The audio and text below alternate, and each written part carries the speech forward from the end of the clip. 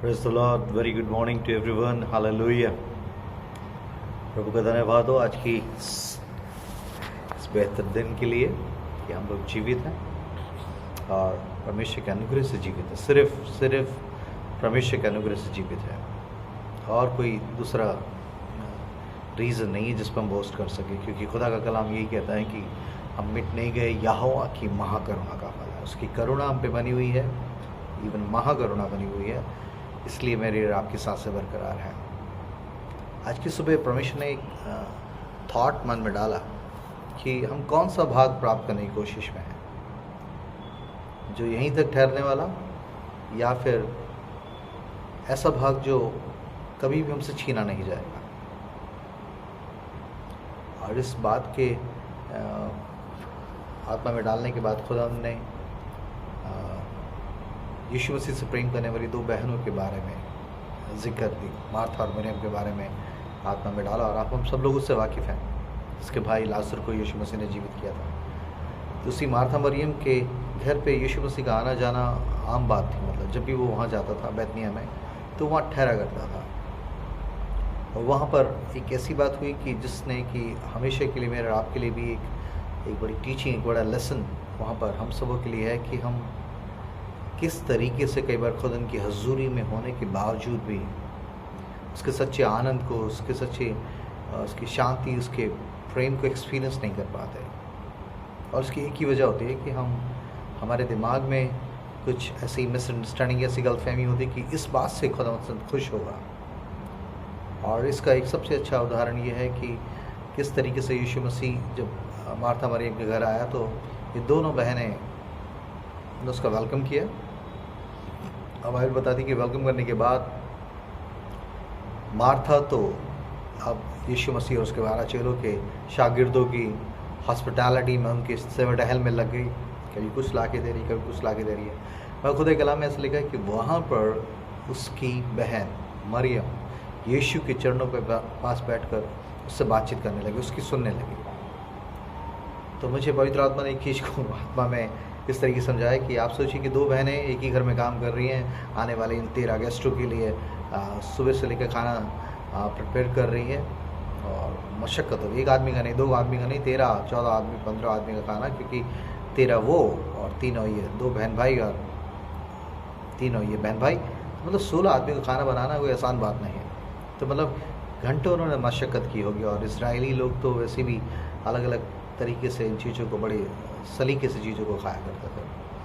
तो 16 आदमी के लिए खाना बनाने की जद्दोजहद में और फिर एक समय पे यीशु मसीह का घर में आना, और किस तरीके से सिर्फ वो खाना बनाना ही नहीं, फिर घर उसको उस खाने को सर्व करना, उस वेलकम ड्रिंक को और उस पीने की चीज़ों को और दूसरी चीज़ों को सर्व करना, एक बड़ा मशक्क़त का काम था। एक बड़ी मिनिस्ट्री थी, एक बड़ी सेवा थी, बड़ी सेवा थी। और इसमें मार्था बहुत माहिर थी, बड़ी बहन होने के नाते। और मेरी नहीं समझता कि मरियम ने भी इस किचन में घंटों उसके साथ मशक्क़त करी होगी उस चीज़ों को बनाने में, उस अच्छे खाने को, 3-4 डिशेस को बनाने में। मगर जब यीशु मसीह आया तो मरियम तो उसके चरणों में बैठकर उसके सुनने लगी। और मार्था, मैं समझता हूँ कि 2-3 बार उसने उस टेबल्स ट्रे लेके आई होगी, उसने 12-13 आदमियों को सॉफ्ट ड्रिंक्स दी होगी, कुछ नमकीन्स दिए होंगे या कुछ रिफ्रेशमेंट की चीज़ें दी होंगी, और या फिर उनके हाथ पांव धुलाने में और उनको टॉवल देने में उसने मतलब एक आदमी के लिए नहीं, 13 आदमियों के लिए इस तरीके से आवभगत करना और आतिथ्य सत्कार करना, हॉस्पिटैलिटी करना, यह एक थका देने वाला काम है। और ऐसे करने के बीच में उसने एक चीज़ को और नोटिस किया कि उसकी बहन उस चीज़ों में बिल्कुल भी उसको कॉपरेट नहीं कर रही, बल्कि वो यीशु मसीह के चरणों पर बैठकर उससे बातचीत कर रही है। और उसको ये बात बहुत बुरी लगी। एक बार उसने देखा होगा यार क्या हो रहा है मेरी बहन को है। दूसरी बार फिर वो कुछ ट्रे वगैरह लेके उसने देखा कि वो तो अपने यीशु मसीह से बातचीत करने में मगन है, तो उसकी बात बड़ी बुरी लगी। और उसको इस बात का भी दुख था कि यीशु मसीह मेरी बहन को रोक क्यों नहीं रहे। हाँ ठीक है, हम सब बात करेंगे, मैं भी बात करना चाहती हूँ सबसे पहले, पर पहले खाना आना खा लें, उसके बाद में बातचीत करेंगे। मगर उसका धीरज ख़त्म हो गया, उसका पेशेंस ख़त्म हो गया। और खुदा वचन में लिखा कि वो कुड़ती हुई आई, और उसने आते ही अपनी बहन, जो समझिए कि यीशु मसीह वहाँ बातचीत कर रहे हैं, उसकी बैग की पीठ इसके पीछे की तरफ होगी और इसने अपनी बहन को बिलांगते हुए सीधा यीशु मसीह पे दोष लगाया कि प्रभु तुझे चिंता नहीं, तुझे कुछ भी चिंता नहीं कि मेरी बहन ने मुझे अकेला छोड़ दिया, और मैं ये सब कुछ तेरे लिए तो तेरी सेवा टहल के लिए तो कर रही हूँ। और आपको तो उसको डांटना चाहिए कि पहले इन सब चीज़ों को, चूल्हा चक्की में, इन चीज़ों में सहायता कर अपनी बहन की, फिर बाद में बात करेंगे। बल्कि आप भी इससे बात करने में लगे, प्रभु तुझे कुछ भी चिंता नहीं, मेरी बहन ने मुझे इस काम के लिए अकेला छोड़ दिया है। अजीब सी बात है कि यीशु मसीह वहाँ पर मौजूद है। यीशु मसीह जो खुद जो आनंद का सोता है, जो शांति का सोता है, उसके बावजूद भी ये लेडी मार्था पीस में नहीं है, सच्ची जॉय में नहीं है। दाऊद कहता तेरे निकट आनंद की भरपूरी है। वो आनंद देने वाला, वो शांति, इत्मीनान देने वाला परमेश्वर खुद इनके घर में है, मगर दोनों बहनों के साथ अलग तरह की चीज़ों से ले रही हैं।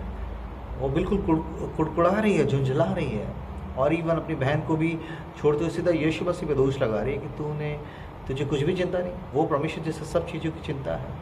उसने कहा अपनी सारी चिंता मुझ पर डाल दो, मुझे तुम्हारा ख्याल है, किसी बात की चिंता ना करो, पहले मेरे धर्म और राज्य की खोज करो, सारी चीज़ें तुम्हें खुद पर, मतलब चिंताओं से मुक्त की होने की गारंटी देने वाला, वो चिंता से बिल्कुल नई तरीके से निजात देने के लिए वो परमेश्वर खुद शारीरिक रूप में उसके घर में है, मगर उसके बावजूद भी चिंताओं से उलझ और कुड़न से झुंझलाहट में सच्चे आनंद को पाने की जगह कुड़कुड़ा रही है। अजीब सी बड़ी बात है। तो मैं इस चीज़ को सोचने लगा, कई बार हम मसीह के साथ चलने के बावजूद भी, इवन सेवकाई में होने के बावजूद भी, कई लोगों को एक अजीब सी कुड़न में, झुंझलाहट में, बड़बड़ाहट में देखा है। पहले स्टार्टिंग में मेरा भी यही रवैया था, मैं सोचता था कि चीज़ें मेरे तरीके से नहीं हो रही, तो यीशु मसीह की सेवकाई करना भी मुझे एक ऐसा बोझ सा या उलझन से या झुंझलाहट से भरा हुआ लगता था, और कई बार मैं कुड़ता रहता था। वो रियल जॉय नहीं थी, वो सच्चा आनंद नहीं था, और परमेश्वर ने मुझे करेक्ट किया। और इवन कई बार मैं कई सेवकों के साथ जाता हूँ, उनको देखता हूँ, उनके घर में भी कुछ चीज़ों में, ऐसी चीज़ों को, तो मैं ये चीज़ को देखता हूँ कि कई बार वो सेवकाई तो कर रहे हैं, बस उसके बावजूद भी आनंद में नहीं है, शांति में नहीं है, एक सच्ची पीस में नहीं है, जिसको देने का यीशु मसीह ने वादा किया। वो शरीर को बहुत बेहतर तरीके से थका रहे हैं, बहुत हार्ड वर्क कर रहे हैं मार्था की तरह, मगर फिर भी कुड़कुड़ाहट से भरे हुए हैं, शांति नहीं है, इत्मीनान नहीं है। This is not a true abundant life. ये सच्ची वो खुशी वाला जीवन नहीं है जिसको देने के लिए यीशु मसीह ने इसलिए आया ताकि तुम्हारा आनंद पूरा हो जाए। मगर वो आनंद देने वाले परमेश्वर की उपस्थिति के बावजूद भी मार्था कुड़कुड़ाहट और झंझलाहट से बढ़ी, और इवन यीशु मसीह पे दोष लगाने के लिए वो मुंह खोल दिया उसने। बड़ी अजीब सी बात है। मैं समझता हूँ यीशु मसीह की जगह और कोई होता तो यकीन नहीं कहता, हाँ मार्था तो ठीक कह रही है, और मरियम तो झूठ हो गई है, जब पहले बहन के साथ घर के चूल्हा चक्की में हाथ लगाओ, उसके बाद में खाना आने के बाद रेस्ट के टाइम पे बात करेंगे। मगर यीशु मसीह ने मार्था के पक्ष लेने की जगह उसको डांटा, इवन मतलब उसको अच्छी तरीके से उसको सिखा दिया। और मैं समझता हूँ कि हम लोग भी होते तो मार्था की पक्ष लेते, मगर यीशु मसीह ने एक अजीब तरीके का निर्णय वहाँ दिया, एक अलग तरीके का न्याय वहाँ पे किया। उसने कहे मार्था तू व्यर्थ बातों की चिंता करती है, मगर एक बात जान रहा, जो भाग तेरी बहन मरियम ने पा लिया है वो उससे छीना नहीं जाएगा।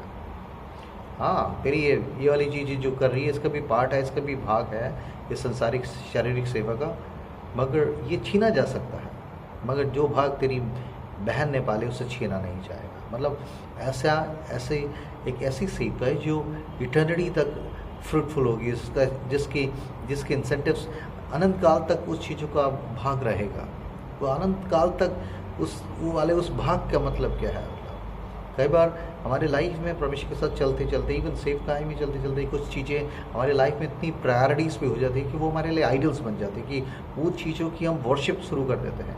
कुछ भी चीज़ आपके जीवन में आइडल हो सकती है, कुछ भी हो सकती है, कोई भी चीज़ का एडिक्शन आपके जीवन में मूर्ति पूजा का काम ले सकता है। यीशु मसीह से ज़्यादा वो चीज़ें आपको परेशान करें, आपके ख्यालों में, आपके वजूद में वो चीज़ ज़्यादा कौंध रही हैं, और इसलिए आप सच्ची जॉय, सच्ची पीस को एक्सपीरियंस करना भूल जाते हैं। और यही मार्था के साथ हुआ। यीशु मसीह घर में है और उसको पाने की जगह ये उसकी सेवा टहल को इतनी अहमियत दे रही। कई बार our ministry become idol for us. हमें सेवा करनी है, मुझे यहाँ करना है, मुझे ये जाना है, मुझे उसकी विजिट करना है, मुझे उसको करना है, आज फ्राइडे को फास्टिंग प्रे करनी है, और is nothing bad in that. परमेश्वर चाहता है इन चीज़ों को करना, मगर कहीं ऐसा तो नहीं कि ये सेवकाई मेरे आपके लिए कुड़कुड़ाहट झुंझलाहट का जरिया बन गया है, और मरी हुई तरह उसके चरणों में, उसकी उपस्थिति में बैठकर उसके आनंद से, उसके बीच से अपने आप को भरने के उस उत्तम भाग को मेरे आप खोरें, गौर की तरफ लाए। मैं इसलिए बता रहा हूँ क्योंकि उम्र के इस पड़ाव में और 24-25 साल से सेवकाई करते करते आज इस मुकाम पे मुझे ऐसा लगता था कि जब तक मैं 10-12 घर विजिट ना कर लूँ और वचन सुना ना दूँ और कुछ ऐसा ना कर लूँ, तब तक मतलब सेवकाई में मतलब सेवकाई नहीं है, मिनिस्ट्री नहीं है। मैं धीरे धीरे इस 3-4 साल से 2-3 साल से 2.5-3 साल से ये कोरोना के समय में किस तरीके से चीज़ों को बंद करने के 4 दीवारियों में खुदा ने जिस तरीके से चीज़ों को करेक्ट किया मेरे आत्मा में, मेरे जीवन में, तो मैं सेवकाई के सच्चे मतलब को समझा। सेवकाई मेरी यीशु मसीह की सेवकाई यीशु से बढ़कर नहीं है। यीशु है तो सेवकाई है। यीशु मसीह ने अपनी इवन मिनिस्ट्री को, वो उस रिलेशनशिप को, अपने पिता के साथ अपने रिश्ते को उसमें ख़राब नहीं होने दिया। इवन कई बार ऐसा लिखा है कि यीशु मसीह अपने चेलों को, इवन उस भीड़ को जो चंगाई और डिलीवरेंस से छुटकारे के लिए उसके पास आई थी, उन लोगों को छोड़कर पहाड़ पर चला के और पिता के साथ पूरी रात प्रार्थना में बिताई, उस इंटीमेसी को बनाए रखा। कई बार मेरा इन चीज़ों को, मिनिस्ट्री को इतना फैला लेते हैं, इतनी दुनिया अपनी मिनिस्ट्री के प्रोजेक्ट्स को इतना फैला लेते हैं कि हमारे पास खुदा की हजूरी में ठहरना, उसकी उपस्थिति में, उसकी जॉय से भरने के उस सच्चे उत्तम भाव को हम खो देते हैं। यीशु मसीह ने कभी भी इन चीज़ों को, हो सकता है पतरस यूहन्ना से भीड़ करते, अरे अपने गुरु को देख कहाँ जा रहा है, मैं छोड़ के, हम फलानी जगह से इतने किलोमीटर उठा कर सूखे अंग वाले को लेके आए हैं, पहले इसको ठीक कर ले। मगर लिखा है यीशु मसीह ने ना चेलों की सुनी, ना इवन उन मोहताज ऐसे परेशान भीड़ की, उसने जाकर सबसे पहले अपनी इंटीमेसी को अपने पिता के साथ, मैं वही करता हूँ जो अपने बाप को, मैं अपनी बाप की सुनने के लिए, उसके साथ बातचीत करने के लिए जा रहा हूँ। आज मेरे और आपके लिए एक सबक है और एक सच्चाई है, एक शिक्षा है। आप मैं और आप क्या सचमुच परमेश्वर के आनंद में बने हुए हैं, उसके उस उत्तम भाग को पा रहे हैं, शायद उसके साथ चलने के बावजूद भी, इवन सेवकाई में होने के बावजूद भी। Are you losing your joy, you losing your patience, you grumbling during your ministry? It's mean you are not so close to hear the voice of God, you are not spending good time of intimacy with God. we have to go into deep intimacy with Jesus, और उसकी उपस्थिति सही मायने में मुझे आनंद देगी, शांति देगी, हमें बल देगी, हमें एम्पावर करेगी उसकी सेवा करने के लिए। उससे हटकर सेवा करने में बहुत जल्दी हम मार्था की तरह कुड़कुड़ाहट झुंझलाहट से भर जाएंगे, और हालातों पे, परिस्थितियों पे, किसी पे भी दोष लगाने के लिए, ब्लेम गेम करने के लिए हमारे मुँह खुल जाएंगे। अगर आज की सुबह परमेश्वर मेरी आपकी मदद करे कि हम उस उत्तम भाग को जो मरियम ने पा लिया है उसको चुन लें, जो छीना नहीं जाएगा। बाकी यहाँ सब कुछ छीना जा सकता है, हमारे शरीर में की गई हर एक मेहनत बेकार हो जाएगी, मगर यकीनन जो खुदा की मर्जी में उसकी आवाज़ को सुनकर करते हुए और उसकी आनंद से, उसकी शांति से भरकर जो चीज़ें करेंगी वो एवरलास्टिंग है, वो अनंत काल तक उत्तम भाग है, उसको कोई छीन नहीं सकता। परमेश्वर आप सबकी मेरी पवित्र आत्मा की अगुवाई में चलने के लिए सहायता करें, ताकि हम सब जाने कि यीशु मसीह की जिस बात को यीशु मसीह ने कहा कि मैं इसलिए आया ताकि तुम्हारा आनंद पूरा हो जाए, कि ऐसा तो नहीं कि मैं उस आनंद को खोने के लिए खुद ही जरिया बना हुआ हूँ। परमेश्वर गुरु आपसे बातचीत करें। God bless you all.